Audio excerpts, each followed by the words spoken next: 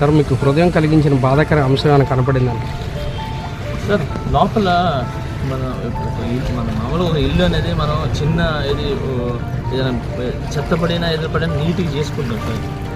అలాంటి లోపలికి వెళ్తే ఏమీ లేవు.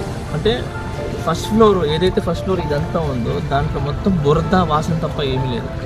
ఫుడ్ లేదు చాలా మందికి. సో తల్లి అయితే మేము చాలా మేము ఎలాగో బతికేస్తాము, కానీ నా దూడలు నా ఆవులు ఎక్కడ పోయినాయి అని చెప్పి చాలా దారుణంగా నోరు లేని జీవాలు అయ్యే మా బ్రతుకు అని చెప్పి ఆమె చాలా చాలా బాధపడుతూ ఉంది. సో ఇలాగా నోరు లేని జీవాల గురించి ఒకసారి తలుచుకుంటుంటే చాలా చాలా దారుణంగా ఉంది.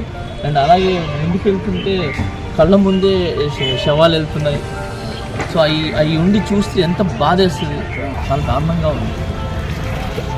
నాకు నిజంగా నేను ఏం చెప్పాలో నాకు మాటలు రావట్లేదు.